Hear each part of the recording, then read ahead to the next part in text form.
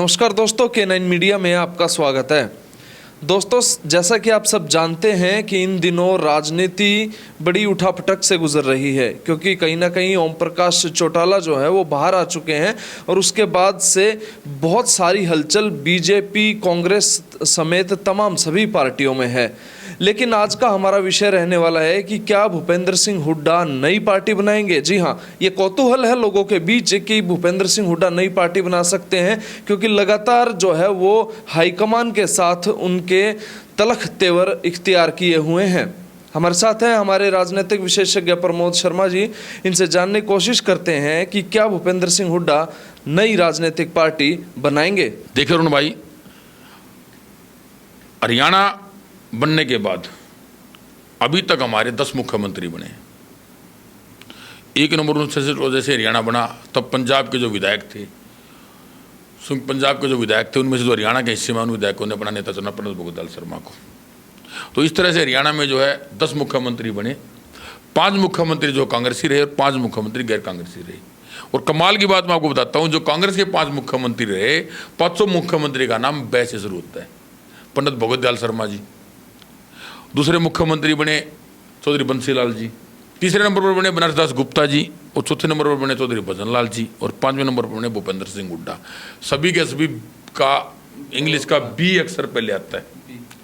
और अब कमाल की बात देखो, उनमें से 5 में से 4 मुख्यमंत्रियों ने कांग्रेस पार्टी को छोड़ा और उन चारों की अपने समय इतनी तुत्ती बोलती थी कि जिसका कोई भी हद नहीं है। पंडित भगत लाल शर्मा को उसमें बड़ा मजबूत नेता माना जाता था।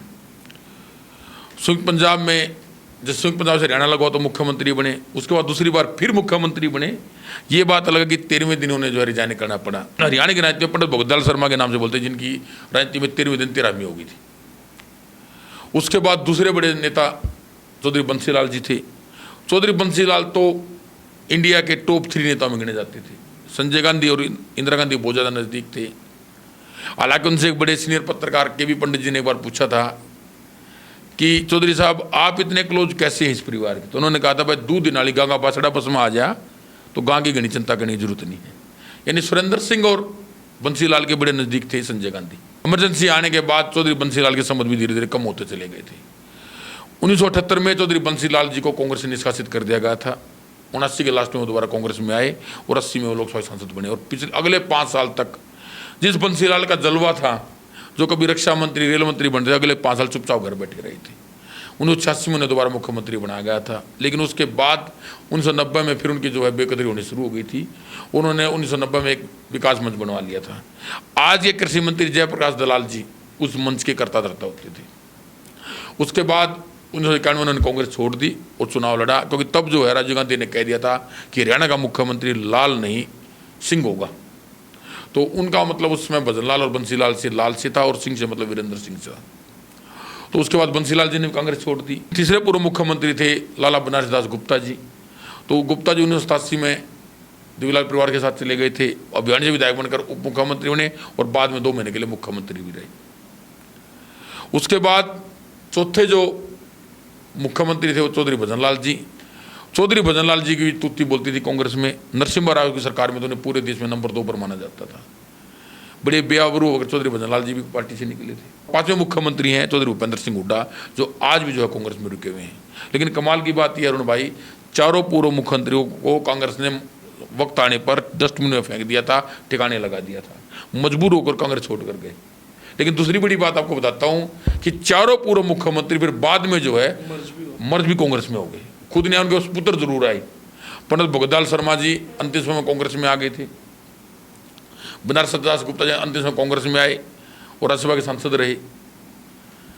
चौधरी बंसीलाल जी भी अंतिम समय में जो कांग्रेस में ज्वाइन जरूर कर ली थी, लेकिन राजनीति में पर्दे के पीछे चले गए थे। सुरेंद्र सिंह इलेक्शन जीतकर कृषि मंत्री बने।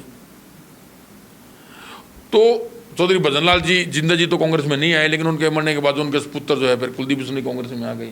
लेकिन सबसे बड़ी जो बात है, जो आज के दिन हुड्डा परिवार में असमंजस है, वो ये है कि कांग्रेस में जाने के बाद, कांग्रेस से जाने के बाद हर नेता इतना सक्सेसफुल नहीं हो पाता। हालांकि चौधरी बंसीलाल जी कुछ समय के लिए मुख्यमंत्री बन गए थे। 2 महीने के लिए बनारस दास गुप्ता जी मुख्यमंत्री बने, लेकिन चौधरी भजनलाल का भी बुरा हाल हुआ था। और सबसे बड़ी बात जो अरुण भाई ये है कि जब वो वापस कांग्रेस में आ जाते हैं तो उनके साथ के जो दर्जनों नेता, बड़े नेता उनके साथ जाते हैं, सबकी सबसे ज़्यादा बुरी गति बनती है। आज जो लोग चौधरी बंसीलाल के साथ गए थे, कहाँ कांग्रेस में ठिकाने लगा दिए गए हैं। आज बंसीलाल परिवार भिवानी तक सीमित है। जो लोग भजनलाल जी के साथ कांग्रेस में 80 पूर्व नेता, मंत्री और पूर्व विधायक गए थे, सारे ठिकाने लगा दिए। आज कुलदीप 3-4 सीटें हिसार में ही मांग सकता है। तो अब जो हुड्डा के साथ जो बड़े बड़े नेता हैं उनको भी यही लगता है। एट प्रेजेंट जो सीनियर उसके हिसाब से कांग्रेस के जो 31 विधायक हैं उनमें से 21 विधायक हुड्डा साहब के कट्टर समर्थक हैं, लेकिन उनमें से 9 विधायक ही आज के दिन ये फैसला कर पाए हैं कि अगर हुड्डा साहब पार्टी बनाए तो हम उनके साथ जाएंगे। और अब 9 में से कितने जाएंगे वो वक्त बताएगा। मैं आपको बताता हूँ दोस्तों, चौधरी भजनलाल के साथ 45 विधायक होते थे। जिस दिन सोनिया गांधी ने भूपेंद्र सिंह हुड्डा को मुख्यमंत्री घोषित किया, उसके बाद भी 20 विधायक भूपेंद्र सिंह हुड्डा के साथ जाने के बजाय भजनलाल जी के साथ उनकी कोठी पर बैठे थे। लेकिन मांगेराम गुप्ता जी ने बाद में मुझे बताया कि पंडित जी, भजनलाल ने अपने छोर को डिप्टी चीफ मिनिस्टर बनवा लिया और हमारी इज्जत खराब कर दी। उनमें से फिर बाद में सारे भागे, केवल 2 विधायक रहे, धर्मपाल मलिक जी और राकेश कंबोज बिल्ला, इंद्री से विधायक थे। लेकिन आज दोनों की क्या दुर्गति है। जो भजनलाल के साथ चले गए, अब कांग्रेस में कहाँ पूछे। चौधरी धर्मपाल मलिक तो बहुत बड़े नेता थे, पार्टी के प्रदेश अध्यक्ष रहे थे। इसी तरह से जो आज हुड्डा के साथ जो बड़े बड़े जो नेता और कार्यकर्ता हैं उनको लग रहा है कि अगर अलग पार्टी बनाते तो क्या नुकसान और क्या फायदा होगा। दूसरी बड़ी बात, 1 दर्जन से बड़े जो नेता हैं, जो खासकर सोनीपत रोहतक और झज्जर से बाहर हैं, वो लोग चाहते कि हुड्डा साहब पार्टी बनाए, क्योंकि उन्हें अपने पुत्रों को टिकट दिलवानी है।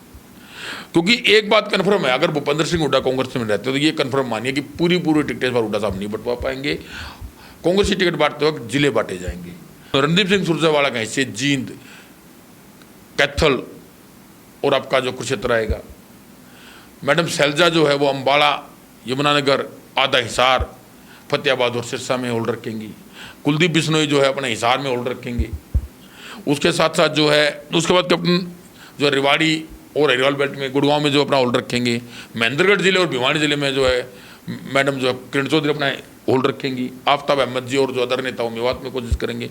तो कुल मिला के इस बार जो है टिकटें जो है भूपेंद्र सिंह हुड्डा नहीं बांट पाएंगे। सबसे बड़ा जो नुकसान आज कांग्रेस में भूपेंद्र सिंह हुड्डा को हो रहा है वो ये हो रहा है कि भूपेंद्र सिंह हुड्डा ने जिस तरह से तंवर को पार्टी अध्यक्ष से हटाया था, तो उसके बाद जो है जो रविदासी जो वोट बैंक है, जो चमार है, वो वोट बैंक आज भी भूपेंद्र हुड्डा से नाराज है।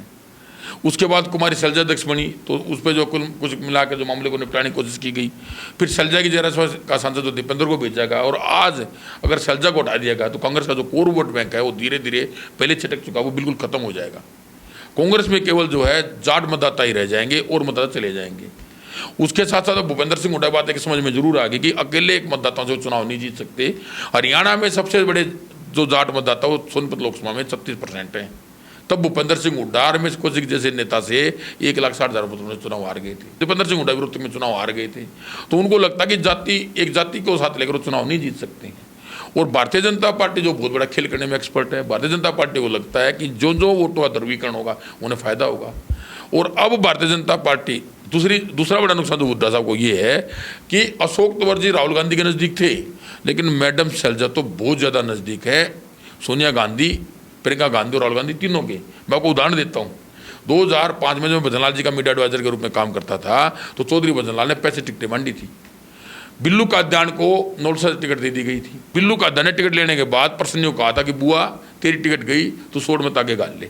प्रसन्नी ने इसे इज्जत का सवाल समझा और शैलजा को कहा। कुमारी शैलजा शाम को ही जो प्रसन्नी देवी को सोनिया गांधी के पास लेके गई और सोनिया गांधी ने उनकी टिकट बदल दी और खुद भजनलाल को तलब करके कहा था कि चौधरी भजनलाल ये मैडम चुनाव जीतनी चाहिए। उनकी सबसे जो है प्योर कंडीशन थी वहाँ।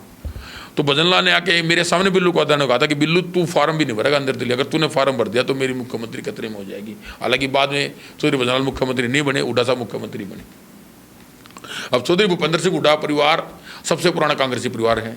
1921 से आज से 100 साल पहले उनके दादा चौधरी मातूराम ने कांग्रेस से इलेक्शन लड़ा था। हालांकि वो चुनाव लाना के चौधरी घासीराम मलिक से चुनाव हार गए थे। उसके 2023 में उनके दादाजी ने इलेक्शन लड़ा, लालचंद फोगाट से वो चुनाव हार गए थे और 24 में टेकराम खंडवाली से उपचुनाव हार गए थे। हालांकि चौधरी मातूराम तीनों चुनाव हार गए, लेकिन सबसे पुराने कांग्रेसी माने जाते हैं। उसका चौधरी रणबीर सिंह पुराने कांग्रेसी रहे। एक बार 1978 में जरूर जो है जब कांग्रेस के 2 टुकड़े तो हुड्डा पर रेड्डी कांग्रेस में चला गया था, एक अलग विषय है। लेकिन आज तो उन्होंने कांग्रेस के साथ दूसरी पार्टी जो है नहीं की है। तीसरी बड़ी बात है कि एक साधारण परिवार था। मेरे पास सांगी गांव है, मुझे पता है गांव में कितनी पैतृक जमीन थी। खुद जो आप आर्काइव में देखिए, रणबीर सिंह ने एक इंटरव्यू देकर कहा था कि 1930 में मैं नगर पालिका में स्टोर कीपर का काम करता था। तो आम परिवार है। इतनी बड़ी जो राजनीति में देर वो कांग्रेस के कारण है। ये भी हुड्डा परिवार मानता है कि कांग्रेस ने राजनीति में बुलंदियों तक लेके गई है। दूसरी बड़ी बात भूपेंद्र सिंह हुड्डा को लगता है कि अगर वो कांग्रेस छोड़ते हैं जो कोर वोट बैंक है वो उल्टा जो है कांग्रेस में जा सकता है। इसी यहाँ पे मैं आपको बताता हूँ दोस्तों, दो बड़े काम जो हुए थे 2017 में। एक कार्वी एजेंसी जो इंडिया टुडे से काम करती है, देश की सबसे बड़ी एजेंसी है, मेरे एक साथी उसमें काम करते हैं, उन्होंने मुझे खुद जो है वो रिपोर्ट दिखाई थी कि उस रिपोर्ट में दिखाया गया था कि इंडियन नेशनल 36 सीटें आ रही थी उस दिन, और चुनाव आते आते वो सीटें 40 तक जा सकती थी, क्योंकि हरियाणा का जाट वोट बैंक में एक बात समझ में आ गई थी कि इस बार जो है भूपेंद्र सिंह हुड्डा मुख्यमंत्री नहीं बनेंगे तो नॉन जाट मुख्यमंत्री हटाने के लिए जाट एक वस्त होकर भी वोट डाल सकते थे। खुद जो है जो गुहाना की रैली जिसमें बड़ा बवाल हुआ उसमें 25% जो है कांग्रेसी जाट नेता भी पहुंचे हुए थे। सबको लगता था कि माहौल बन गया है, इस बार जो है मुख्यमंत्री चौटाला साहब को लिया जाएगा, यानी चौटाला परिवार से मुख्यमंत्री बनाया जाएगा। लेकिन एक बहुत बड़ा खेला जो है भारतीय जनता पार्टी ने खेला, वो चौटाला परिवार ने फूट डाल दी। दुबई में एक बहुत बड़ा लेन देन किया गया और पार्टी को 2 हिस्सों में तोड़ फोड़ कर दिया गया, पार्टी को 2 हिस्सों में तोड़ फोड़ कर दी गई। अब जो है भारतीय जनता पार्टी 2022 तक इस बारे में सोच रही है। वही जहाँ तक लोग कहते हैं भूपेंद्र सिंह हुड्डा पार्टी बनाएंगे, मैं पक्का कहता हूँ आपको कि भूपेंद्र सिंह हुड्डा प्रेशर की राजनीति जरूर कर रहे हैं, लेकिन सैलजा के आगे आज वो ऐसा महसूस कर रहे हैं। लेकिन अभी वो कुछ टाइम रुकेंगे, 2022 तक बिल्कुल पार्टी नहीं बनाएंगे। वही भारतीय जनता पार्टी भी 2022 के चुनाव में जब पंजाब और उत्तर प्रदेश का रिजल्ट आएगा उसके बाद सोचेंगी कि उन्हें कहाँ बेनिफिट होना है। क्योंकि भारतीय जनता पार्टी आप सब खुद समझिए, चाहे वो मुलायम सिंह है, चाहे वो लालू प्रसाद है, चाहे मायावती है, हर आदमी को प्रेशर में लेकर अपनी राजनीति करती है। अगर चौधरी भूपेंद्र सिंह हुड्डा राजनीति प्रेशर में करते तो अलग विषय होगा, लेकिन अभी मुझे लग रहा है 1 साल कांग्रेस में रहेंगे। अभी जो पिछले 1 हफ्ते जो सारा मामला दबा हुआ है उसमें एक बड़ा नुकसान ये था कि भूपेंद्र सिंह हुड्डा को लगता था कि अगर संगठन में कुमारी सैलजा अपने सारे आदमी को सेट कर देते तो उनका एक नुकसान जाएगा। तो वो अभी जो है बंसल साहब से मिलके और वेणुगोपाल जी से मिलकर ये चाह रहे हैं कि संगठन में 50% कम से कम उनके लोग एडजस्ट किए जाएं। तो ये सारा झगड़ा संगठन में अपना तो एडजस्ट कराने का है। अभी सैलजा को ना तो हटवाना चाह रहे हैं और ना सैलजा भी हट पाएगी, क्योंकि कुमारी सैलजा जो है गांधी परिवार की बहुत ज़्यादा नज़दीक है। और वही मैं आपको बता देता हूँ कि एक बड़े कांग्रेसी नेता ने एक बहुत बड़ा सर्वे हरियाणा तैयार करके गांधी परिवार को सौंपा है। उन्होंने सर्वे में बताया कि जिस तरह से अजीत जोगी छत्तीसगढ़ में कांग्रेस को अपने आप को कांग्रेस बताते थे, उनके जाने के बाद कांग्रेस 3/4 मेजोरिटी से वापस सरकार में आ गई थी। हो सकता है कि हुड्डा साहब अगर जाते हैं तो कांग्रेस का कोर वोट बैंक जो आज भाजपा से नाराज है कांग्रेस में ना आ जाए। तो हुड्डा साहब को ये भी लगता है कि चुनाव में कहीं उल्टा ना पड़ जाए। तो अभी कुल मिलाकर मैं ये कहना चाहूँगा कि भूपेंद्र सिंह हुड्डा दबाव की राजनीति कर रहे हैं, अलग पार्टी नहीं बना रहे हैं। और उन्हें सबसे बड़ा जो आज के दिन डर सता रहा है वो चौधरी ओम प्रकाश चौटाला के आने से भी सता रहा है। देखिए, जिस तरह से पिछली बार जब इलेक्शन हुआ था तो 90% लोकदल के कार्यकर्ताओं ने भी कांग्रेस को वोट दिया था। पिछली बार हर उस सीट पर जाट मतदाता ने जहां भारतीय जनता पार्टी आई वहां वोट दिया था। आपको उदाहरण में दे देता हूं, सबसे बड़ा स्पीडो से भूपेंद्र सिंह हुड्डा स्पीडो 40,000 वोटों से हार कर निकले थे और वहां जो है कांग्रेस का विधायक आज चुनाव जीत गया। तो लोगों ने इकट्ठे होकर आज भी जो है लोकदल के कार्यकर्ताओं ने खुद जो है या हर पार्टी के कार्यकर्ता ने कांग्रेस को वोट दिया था। तो भूपेंद्र सिंह हुड्डा को लगता है कि अलग पार्टी बनाता हूँ, और चौधरी ओम प्रकाश चौटाला बाहर आ गए हैं। आज आप ये बात जरूर मानिए कि आज के दिन इंडियन नेशनल लोकदल जो है इतनी मजबूत नहीं है कि सरकार बना पाए। लेकिन इतना मैं जरूर कहूँगा कि उसका वोट बैंक जो 2.5% भटक गया था वो 10% को क्रॉस कर चुका है। और वो सबसे बड़ा जो वोट बैंक है वो किसानों का और जमींदारों का है, यानी खासकर जाटों में सबसे बड़ी सेंध लगा रहे हैं आज के दिन।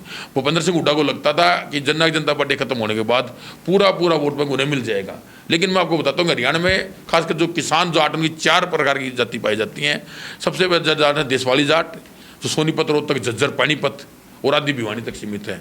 वो लोग पक्का जो आज के दिन हुड्डा साहब के साथ है। लेकिन जो दूसरे बड़े जाट हैं जिन्हें बागड़ी जाट कहते हैं और बांगरू जाट कहते हैं, बांगर जो है जो कैथल, जींद, हिसार, आदा और जो टोहाना में है वो बांगर में, और बागड़ी पूरी सिरसा, फतेहाबाद, आदि भिवानी और हिसार, इस बेल्ट में आज लोकदल का प्रभाव बढ़ रहा है।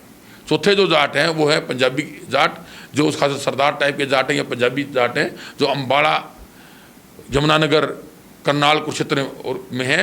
वो लोग आज की तरफ जो किसी पार्टी के साथ नहीं है, वो थोड़े थोड़े हर पार्टी के साथ है। तो भूपेंद्र सिंह हुड्डा को लगता है कि 24% जो जाट वोट बैंक है जिन पर उनकी नज़र थी वो भी आजकल जो डिवाइड होता जा रहा है। इंडियन नेशनल लोकदल में उसका बड़ा हिस्सा जो टूट कर जा रहा है। भूपेंद्र सिंह हुड्डा लगता है कि जिस तरह एक जाति विशेष का नेता बनने पर वो खुद ही सोनीपत से हार गए थे, तो वो अगर उन पर एक जाति विशेष का ठप्पा लग गया तो वो कभी भी चुनाव में जीत नहीं पाएंगे। क्योंकि कांग्रेस के बिना खुद की पार्टी चला के मुख्यमंत्री होना बहुत बड़ी बात है। चौधरी भूपेंद्र सिंह हुड्डा को लगता है कि लास्ट में वो कैप्टन अमरिंदर सिंह और वीरभद्र सिंह की तरह पूरी की पूरी पार्टी को एक बार फिर दबाव में लाकर अपने नाम पर चुनाव लड़वा सकते हैं। तो इसलिए अभी मुझे लग नहीं रहा कि भूपेंद्र सिंह हुड्डा पार्टी छोड़ देंगे। अभी भूपेंद्र सिंह हुड्डा दबाव की राजनीति कर रहे हैं। बाकी 2022 के बाद क्या समीकरण रहेगा वो भविष्य में है। 2022 के बाद जरूर फैसला ले सकते हैं, लेकिन आज के दिन किसी भी हाल में भूपेंद्र सिंह हुड्डा पार्टी नहीं छोड़ेंगे। एक और बात होता हो कि कहीं बीजेपी भी दबाव बना रही भूपेंद्र सिंह हुड्डा पे अलग पार्टी बनाए, तो आज के हिसाब से दूसरा सबसे बड़ा जो है भारतीय जनता पार्टी अभी 2022 में ये देखेगी कि भूपेंद्र सिंह हुड्डा के अलग जाने में फायदा होता है या भूपेंद्र सिंह हुड्डा कांग्रेस अध्यक्ष बनने में फायदा होता है। ये अंदर खाती राजनीति भूपेंद्र सिंह हुड्डा की राजनीति भारतीय जनता पार्टी पर डिपेंड है। अब बहुत सारे लोग कहेंगे भारतीय जनता पार्टी कैसे ये कर सकती है, तो दोस्तों मैंने आपको उदाहरण दिया था 2017 में किस तरह से चौटाला परिवार सत्ता में आते आते भारतीय जनता पार्टी ने दुबई में डील करके 2 टुकड़े कर दिए थे। अब भारतीय जनता पार्टी अपनी डील करेगी कि राजनीतिक प्रेशर, कोर्ट के केस या और बहुत सारे मामलों किस तरह दबाव दे, ये तो वक्त ही बताएगा कि भूपेंद्र सिंह हुड्डा इनके दबाव में आते हैं या नहीं आते हैं। लेकिन ये जरूर है कि 2022 में भूपेंद्र सिंह हुड्डा की क्या राजनीति रहेगी, इसमें भारतीय जनता पार्टी की एक बड़ी भूमिका रहेगी। कुल मिलाकर दोस्तों अभी ये लग रहा है कि इस साल तो कम से कम भूपेंद्र सिंह हुड्डा पार्टी बना नहीं रहे हैं। 2022 के पंजाब और उत्तर प्रदेश चुनाव के बाद हो सकता है कुछ नया समीकरण हो, लेकिन अभी तक तो भूपेंद्र सिंह हुड्डा सिर्फ दबाव की राजनीति कर रहे हैं। बिल्कुल, कहीं ना कहीं ये तो साफ हो चुका है कि भूपेंद्र सिंह हुड्डा नई पार्टी नहीं बनाएंगे, लेकिन ये समीकरण तय करेंगे आगे आगामी किस तरह की बीजेपी की भी किस तरह की रणनीति रहती है। क्योंकि कहीं ना कहीं बीजेपी जो है वो आप वाली बात है, मानस खानी पार्टी है, तो मानस तो यह खाए जाया करे, लेकिन बड़ी बात आप देखेंगे कि किस तरह का माहौल जो है वो बीजेपी के पक्ष में रहता है। अगर बीजेपी के पास कुछ वो फाइलें हैं जो वो हमेशा आवाज़ देते हैं कि भूपेंद्र सिंह हुड्डा की तो फाइल तैयार कर रखी, कोई दिक्कत नहीं है, लेकिन देखेंगे समय आने पे क्या कुछ रणनीति होती है, किस तरह का गेम प्लान होता है। क्योंकि राजनीति है, यहाँ पलक झपकते ही जो है वो समीकरण सभी के बदल जाते हैं। लगातार अपडेट्स के लिए आप देखते रहिए K9 मीडिया।